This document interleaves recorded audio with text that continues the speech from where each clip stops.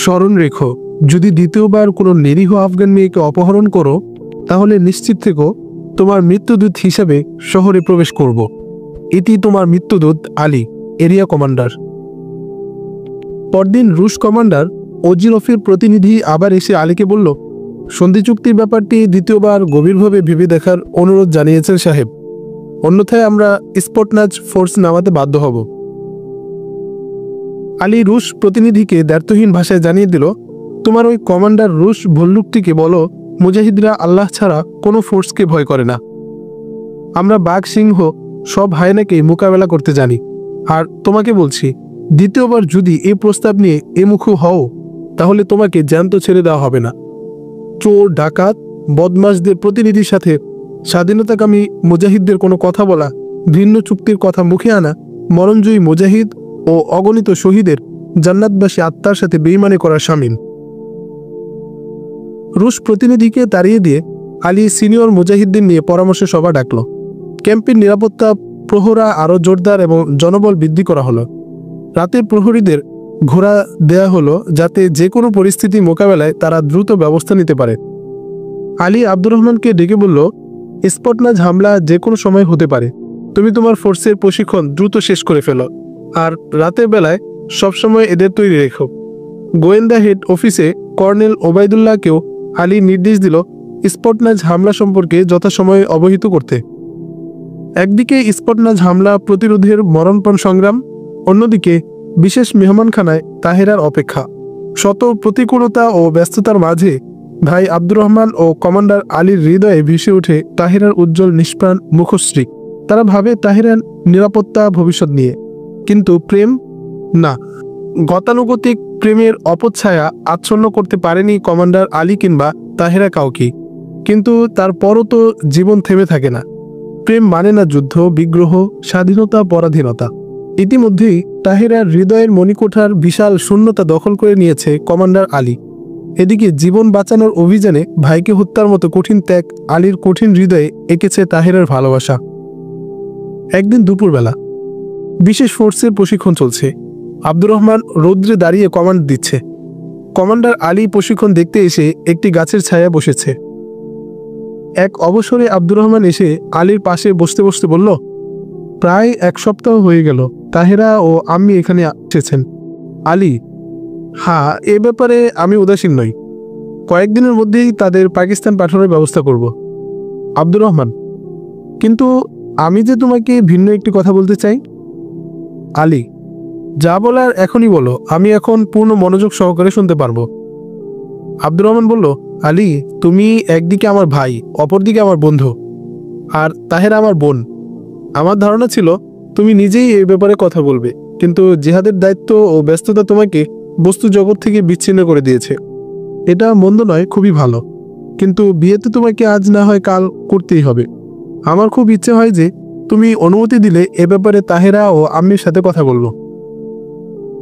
আলী, ভাই আব্দুর রহমান, আফগানিস্তান সম্পূর্ণ স্বাধীনতা লাভের আগে বিয়ের কথা আমি ভাবতেই পারি না। তাছাড়া আমার জীবনে এক মিনিট বেঁচে থাকার কোনো নিশ্চয়তা নেই। তুমি নিজেই ভেবে দেখো, এখন যে একাগ্রচিত্তে জিহাদ করছি, বিয়ে শাদী করার পর কি তা সম্ভব হবে? এজন্যে ভাই, এখন বিয়ে নয়, জিহাদ চালিয়ে যাওয়া বেশি দরকার। আব্দুর রহমান, আমি তোমাকে এ ব্যাপারে একটু ভেবে দেখতে অনুরোধ করব যে তোমার মতো সব মুজাহিদরা যদি বিয়ের ব্যাপারটিকে উপেক্ষা করে আর আরও অজানা কাল পর্যন্ত এই জিহাদ চলতে থাকে, তবে দেশের জন্মহার হ্রাস পাওয়ার ফলে দেখবে একদিন মুজাহিদ সংকট দেখা দেবে। তাই জিহাদ চালু রাখার স্বার্থেও বিয়ে করা দরকার, যাতে জিহাদ করতে করতে এক প্রজন্ম শেষ হয়ে গেলেও দ্বিতীয় প্রজন্ম এসে শূন্যস্থান পূরণ করতে পারে। আর তাহেরা এমন এক মেয়ে যে তোমার জিহাদের পথ রুদ্ধ করে রাখবে না, বরং জিহাদ চালিয়ে যেতে তোমাকে মানসিক শক্তি যোগাবে।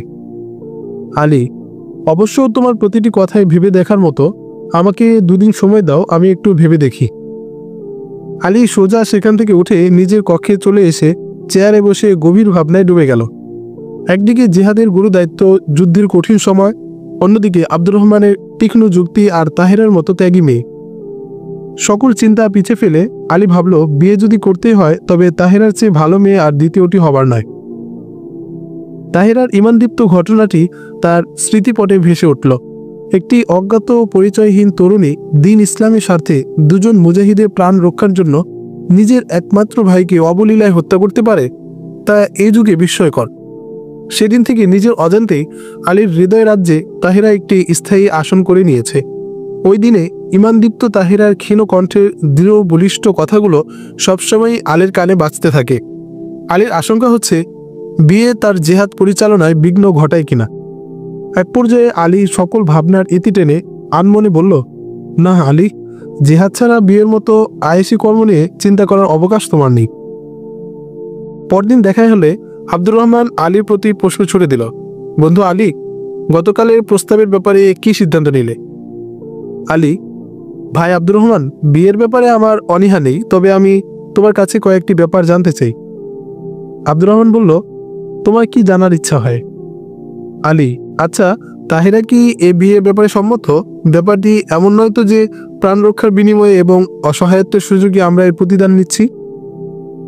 আব্দুর রহমান, তাহেরার মতামত না জেনে বিয়ের সিদ্ধান্ত হবে না আমার ধারণা। তোমার মতো বীর মুজাহিদ কমান্ডারের সাথে বিয়ের প্রস্তাবকে শুধু তাহেরাই নয়, যে কোনো আফগান মেয়ে নিজের জন্য মর্যাদা ও ইজ্জতের ব্যাপার বলে গর্ববোধ করবে। তাহেরা এই বিয়েতে সম্মত না হওয়ার কোনো কারণ নেই। আলী, আমি আরেকটি ব্যাপারে নিশ্চিত হতে চাই যে বিয়ের পরও তাহেরা থাকবে পাকিস্তানে, এই ব্যাপারটিও জানানো দরকার। আব্দুর রহমান, আরও কোনো কথা আছে কি? আলী, না। আব্দুর রহমান আলীকে ধন্যবাদ জানিয়ে সোজা তাহেরার অবস্থান গৃহে চলে গেল। আব্দুর রহমানের একান্ত ইচ্ছা তাহেরা পাকিস্তান রওনা হওয়ার আগেই যেন বিয়ের কাজ সম্পন্ন হয়ে যায়। সে যখন তাহেরার ঘরে এলো তখন তাহেরা কক্ষে ছিল না। আব্দুর রহমান তাহেরার আম্মিকে বলল, আম্মি, তাহেরা সম্পর্কে আপনার সাথে দুটি কথা বলতে এসেছি। তাহেরার মা, বেটা, কি কথা বলো? আব্দুর রহমান, তাহেরার বিয়ের কাজটা আমি সেরে ফেলতে চাচ্ছি। তাহেরার মা, বেটা, তাহেরার ভাই হয়ে তুমি যা সিদ্ধান্ত নেবে তাতে আমার কোনো আপত্তি নেই, তবে আমাকে তো জানতে হবে যে কার সাথে তুমি তাহেরার বিয়ে দিচ্ছ। আব্দুর রহমান, তাহেরা যদি অসম্মত না হয় তবে কমান্ডার আলীর সাথেই তার বিয়ে হবে। তাহেরার মা, বেটা, আমার মেয়ের এর চেয়ে বেশি মর্যাদার ব্যাপার আর কি হতে পারে যে কমান্ডার আলী হবে ওর স্বামী? আব্দুর রহমান, আমি তাহেরা এলে আমি ওর সাথে ওই ব্যাপারে কথা বলতে, তার অভিমত জানতে চাই। একটু পরেই তাহেরা কক্ষে প্রবেশ করলো। তাহেরার মা আব্দুর রহমানকে লক্ষ্য করে বললেন, বেটা, তাহেরা এসেছে, তুমি ওর সাথে কথা বলতে পারো। তাহেরা, আম্মি, ভাইজান কি জানতে চাচ্ছেন? তাহেরার মা, সে তোমার বিয়ের ব্যাপারে তোমার মতামত জানতে চায়। বিয়ের কথা শুনে তাহেরার চেহারা লজ্জায় লাল হয়ে গেল। সে ওড়নায় মুখ ঢেকে নীরব হয়ে যায়। আব্দুর রহমান কথার রেশ ধরে বলল, হ্যাঁ বোন তাহেরা, তুমি আম্মির কথার জবাব দাও। তাহেরা, ভাইজান, আমি এর কি জবাব দেব? দেশ এখনো যুদ্ধ কবলিত, পরাধীনতার শৃঙ্খলে বন্দী জাতি, আর আপনি কিনা আমার বিয়ে নিয়ে ভাবছেন? আব্দুর রহমান, তোমার বিয়ে জেহাদি কার্যক্রমে কোনো বিঘ্ন ঘটাবে না। আমি চাচ্ছি বোনটিকে পাকিস্তান পাঠাবার আগেই বিয়ের পবিত্র দায়িত্ব সেরে ফেলতে। তাহেরা, ভাইজান, দেশ স্বাধীন হওয়ার আগে আমি বিয়ে করতে আগ্রহী নই। আব্দুর রহমান, বিস্ময়কর, এ তো দেখি উভয়ের ধ্যান ধারণার আশ্চর্য সমন্বয়। তাহেরা, ভাইজান, কোন দুজনের মধ্যে মিলের কথা বলছেন? আব্দুর রহমান, হ্যাঁ বোন, যার সাথে তোমার বিয়ে দেওয়ার কথা বলছি তাকেও অনেক যুক্তিতর্ক দিয়ে বোঝাতে হয়েছে, আর তুমিও দেখি সেই একই সমস্যা উত্থাপন করলে। না না, এসব নয়, আমি শুধু তোমার কাছে জানতে চাই কমান্ডার আলীর সাথে বিয়ের ব্যাপারে তোমার কোনো আপত্তি আছে কি না। আলীর নাম শুনতে তাহেরা লজ্জায় চেহারা নিচু করে নিল। সে ভাবল, আলীর মতো বীর মুজাহিদের সাথে আমার বিয়ে, আল্লাহ কি এত বড় ভাগ্যবতী আমাকে করবেন?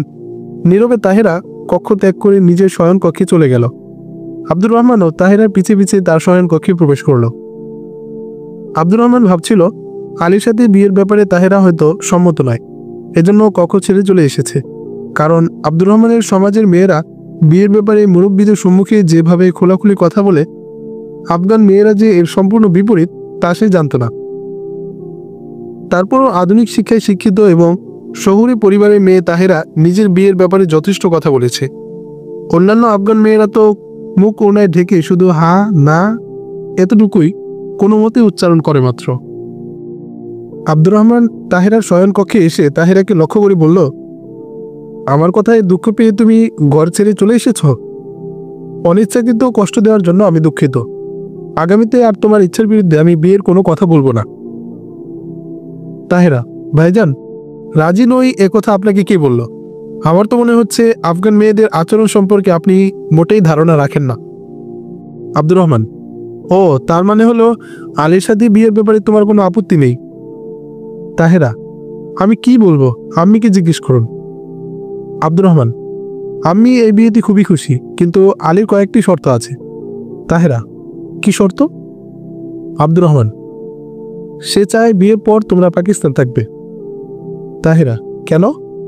এখানে থেকে আপনাদের সাথে জিহাদে শরীক হওয়া যাবে না? আব্দুর রহমান: কমান্ডার মনে করেন মুজাহিদ ক্যাম্পে মহিলার অবস্থান কিংবা ক্যাম্পের আশেপাশে শিশু ও মহিলাদের থাকা খুবই বিপজ্জনক।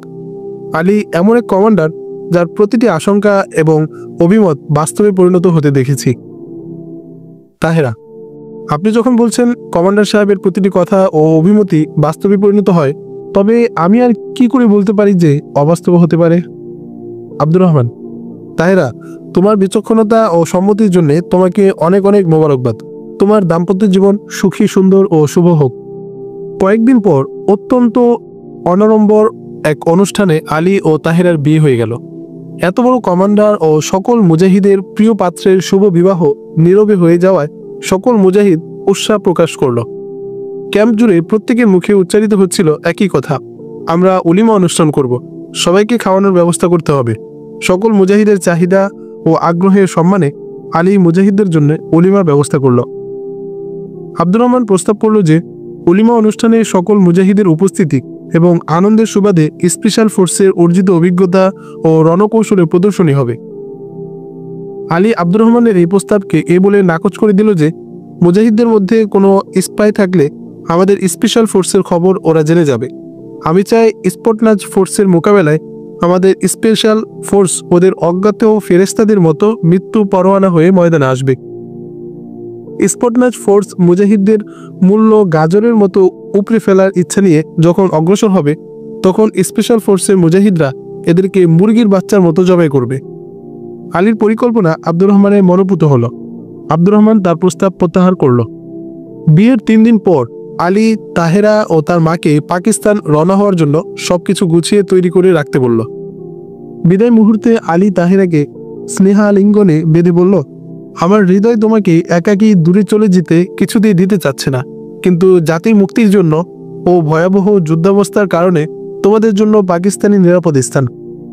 যে তরুণী দিন ইসলামের জন্য নিজ ভাইকে হত্যা করতে পারে, সে জিহাদের প্রয়োজনীয়তা এবং গুরুত্ব আমার চেয়ে নিঃসন্দেহে ভালো বোঝে। আমি আশা করি পাকিস্তানে তোমরা কোনো সমস্যার সম্মুখীন হলে ধৈর্য, সাহস ও বিচক্ষণতার সাথে মোকাবেলা করবে। পাকিস্তানে পৌঁছে নিজ মাতৃভূমির স্বাধীনতা, জিহাদ ও আমার জন্য দোয়া করতে যেন ভুলে যেও না। আলীর কথা শেষ হলে তাহেরা বলল, প্রিয় মাতৃভূমি ছেড়ে যেতে আমার মোটেই ইচ্ছে হয় না। এ কিছুতেই সম্ভব নয় যে পাকিস্তানে গিয়ে স্বদেশ, মুজাহিদ ও আপনার কথা আমি মুহূর্তের জন্য বিস্মিত হতে পারবো। আমার একান্ত ইচ্ছা হলো আপনার সাথে থেকে মাতৃভূমির স্বাধীনতার জন্য জিহাদে শরীক হব, কিন্তু আপনার নির্দেশ আমাকে যেতে বাধ্য করছে। তবে একথা জেনে রাখুন যে ওখানে গিয়ে আমার হৃদয় মন এখানে আপনার কাছেই পড়ে থাকবে। প্রতি মুহূর্তে আমার কামনা থাকবে শীঘ্রই যেন আমার প্রিয় মাতৃভূমি শত্রুমুক্ত হয়, মুজাহিদরা বিজয় অর্জন করে। আমি আশা করি দ্বিতীয়বার আপনার সাথে যখন দেখা হবে, তখন প্রথমেই আপনার মুখে স্বাধীনতার সুসংবাদ শুনব। তোমার মতো সচেতন, আত্মমর্যাদা বোধ সম্পন্না বীরাঙ্গনা মেয়েকে স্ত্রী হিসেবে পেয়ে নিজেকে খুব ভাগ্যবান মনে হচ্ছে। আমি চাই বিদায় মুহূর্তেও তোমার ঠোঁটে যেন হাসি ফুটে থাকে এবং মুখে থাকে দেশ ও মুজাহিদের সফলতার জন্য দোয়া। যদিও বা দুচোখ গড়িয়ে অশ্রু নেমে আসে, তবে সে অশ্রু বিরহ কাতরতার জন্য নয়, তা হবে স্বদেশ ত্যাগের মানসিক যন্ত্রণা। আলী বলল। তাহেরা বলল, আমার হৃদয়ে আপনার ভালোবাসা ও প্রেম কত গভীর, আপনার মতো বিশাল হৃদয়ের মুজাহিদের পক্ষে তা অনুধাবন করা হয়তো সহজ, কিন্তু তারপরও নিজ দিন, মাতৃভূমির স্বাধীনতা ও মুজাহিদদের সফলতার জন্য যে কোনো প্রকার ত্যাগ স্বীকার করার সৎ সাহস আমার আছে। এমনকি দিনের স্বার্থকে আপনার ভালোবাসার ঊর্ধ্বে স্থান দিতেও আমার তেমন কষ্ট হবে না। আলী তাহেরাকে বলল, খলিল নামে আমার একমাত্র ছোট ফুফাতো ভাই পাকিস্তানের এক মাদ্রাসায় পড়ালেখা করে। দুনিয়াতে তুমি ছাড়া ওর আর আপন কেউ নেই। পাকিস্তান পৌঁছেই তুমি আগে ওর খোঁজ নিও, ওকে ডেকে এনে বোনের স্নেহ ও মায়ের আদর দিও। মাদ্রাসা কর্তৃপক্ষ যদি অনুমতি দেয় তাহলে খলিলকে তোমাদের সাথে রেখো। ছোট্ট হলেও পুরুষ শূন্য থাকার চেয়ে একজন ছেলে বাসায় থাকা ভালো, সে তোমাদের প্রয়োজনে সাহায্য করতে পারবে। খলিলের সাথে যতবার আমি দেখা করতে গিয়েছি প্রতিবারই সে আমার সাথে জেহাদে চলে আসার জন্য জেদ ধরত। আমি ওকে অনেক বলে কয়ে লেখাপড়ার স্বার্থে রেখে এসেছি। তোমাকে পেলে সে জেহাদে চলে আসার জন্য জেদ ধরবে। ওকে এই বলে বোঝাবে যে জেহাদের চেয়ে এখন তোমার এলেম অর্জন করা বেশি প্রয়োজন। জেহাদ শেষ হলে দেশ পুনর্গঠনের জন্য বহু বিজ্ঞ আলেমের প্রয়োজন হবে। ওই জন্য তোমাকে বড় আলেম হতে হবে। আগে লেখাপড়া শেষ করো, তারপর জেহাদে শরিক হবে। আলী পাকিস্তানে অবস্থিত মুজাহিদ হেডকোয়ার্টার প্রধানের নামে লেখা এবং খলিলের জন্য লেখা দুটি চিঠি তাহেরার হাতে দিয়ে বলল, এগুলো তাদের হাতে পৌঁছে দিও। তোমাদের থাকা খাওয়ার সুষ্ঠু ব্যবস্থা করার জন্য আমি চিফ কমান্ডারকে লিখে দিয়েছি। আশা করি কোনো অসুবিধা হবে না। কিছু টাকা তাহেরার হাতে দিয়ে আলী বলল, এগুলো নিজের কাছে রাখো, দরকার হতে পারে। পাকিস্তান পর্যন্ত আমি তোমাদের পৌঁছে দিতাম, কিন্তু স্পটনাজ ফোর্সের আক্রমণ আশঙ্কায় ক্যাম্প ছেড়ে যেতে পারছি না। পাকিস্তান পৌঁছেই তোমাদের অবস্থা জানাবে। আলী তাহেরার কক্ষ থেকে বেরিয়ে এলো। আব্দুর রহমান ও তাহেরার আম্মা আসবাবপত্র গুটিয়ে প্রস্তুত হয়ে অপেক্ষা করছিলেন। আব্দুর রহমান তাহেরার হাতে কিছু টাকা ও একটি স্বর্ণের আংটি তুলে দিয়ে বলল, যুদ্ধাবস্থায় প্রিয় বোনকে দেওয়ার মতো আমার হাতে আর কিছুই নেই। জুবাইদার জন্য কাবুল থেকে এই আংটিটি আমি সংগ্রহ করেছিলাম। হতভাগ্য এই ভাইটিকে যেন স্মরণ থাকে।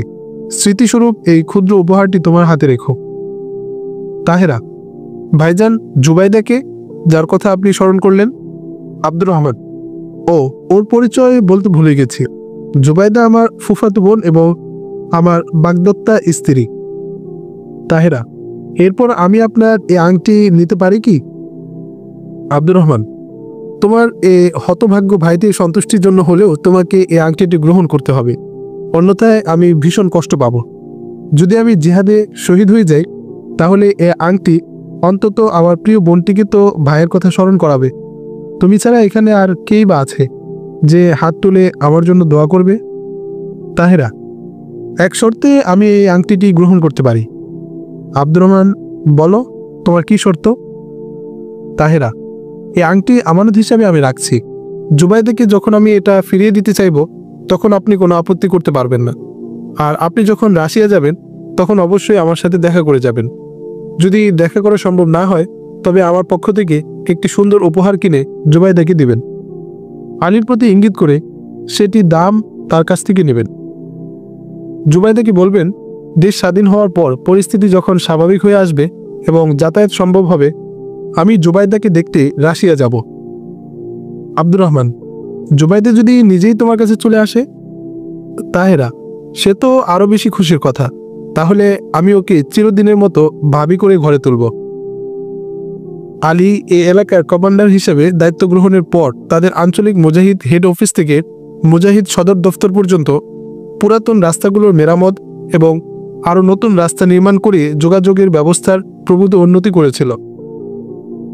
সদর দফতরের সাথে নিরাপদে স্বল্প সময়ে যোগাযোগের জন্য আলী মুজাহিদদের নিয়ন্ত্রণে লোকালয়ের ভিতর দিয়ে সম্পূর্ণ নতুন একটি রাস্তা নির্মাণ করিয়েছিল। 6 জন মুজাহিদকে 2টি গাড়ি দিয়ে আলী বলল, সদর দফতর পর্যন্ত এদের পৌঁছে দিয়ে এসো। খুব সতর্ক থাকবে যেন শত্রু বাহিনীর বিমান হামলার মুখে না পড়ো। অতি সতর্কতার সাথে 2 দিন ক্রমাগত পথ চলে তাহেরা ও তার মাকে নিয়ে মুজাহিদরা সদর দফতরে পৌঁছল। চিফ কমান্ডার আলীর বিয়ের কথা জেনে অত্যন্ত খুশি হলেন। তখনই তিনি ওয়্যারলেসে আলীকে মোবারকবাদ জানিয়ে বললেন, তোমার বিয়ের কথা শুনে অত্যন্ত খুশি হলাম। তোমাকে নিজের সন্তানের মতো ভাবতাম, কিন্তু না জানিয়ে যে বিয়ে সেরে ফেললে। আলী, আপনাদের জানাতে পারিনি বলে আমি দুঃখিত। সবকিছু হঠাৎ করেই হয়ে গেল তো আপনাদেরকে জানানোর সুযোগই পেলাম না। চিফ কমান্ডার, বেশ ভালোই হলো। নতুন জীবনের এই শুভলগ্নে তোমাকে শুভেচ্ছা জানাচ্ছি। তাহেরা এখানে নিরাপদে পৌঁছে গেছে, ওর ব্যাপারে নিশ্চিন্ত থেকো। আমি সকল দায়িত্ব নিচ্ছি। ও আমার পুত্রবধূ হিসেবে 2 দিন এখানে বেড়াবে, এরপরেই তাদের পাকিস্তান পাঠিয়ে দেব। নির্বিবাদে তাহেরা পাকিস্তান পৌঁছে গেল। পাকিস্তান আসার 2 দিন পরই তাহেরা খলিলের মাদ্রাসায় গিয়ে হাজির হলো। খলিল তাহেরার পরিচয় ও সান্নিধ্য পেয়ে খুবই খুশি হলো। খলিল অনুযোগের স্বরে বলল, ভাবি, আলী ভাইজান বিয়েতে আমাকে নেননি কেন? ভাইজানের প্রতি আমার খুব রাগ হচ্ছে। তাহেরা আলীর কাছ থেকে রওনা হয়ে গেছে আজ 2 সপ্তাহ হলো। হেডকোয়ার্টার থেকে মুজাহিদরা অন্য দিনের মতো আজ ডাক নিয়ে এলো। ডাকপিয়ন মুজাহিদ চিহ্নিত ব্যক্তিগত চিঠিটি আলীর হাতে দিলে আলী প্রথম দৃষ্টিতে দেখল তাহেরার হাতের লেখা। তাহেরা কুশল বিনিময়ের পর জানিয়েছে নির্বিঘ্নে তারা পাকিস্তানে পৌঁছেছে। খলিলের ব্যাপারে জানালো খলিল মাদ্রাসায় থাকে, খাওয়া দাওয়া তাহেরার বাসায় করে। আব্দুর রহমানের নামেও তাহেরা আলাদা একখানা চিঠি লিখেছে। এত্তবসরে আঞ্চলিক রুশ সেনাঘাঁটি এবং কাবুল সেনা সদর থেকে আলীকে একই সাথে জানানো হলো যে আগামী 2 দিন পর তৃতীয় রাত্রে আপনার ক্যাম্পে স্পটনাজ হামলা চালানোর সিদ্ধান্ত হয়েছে।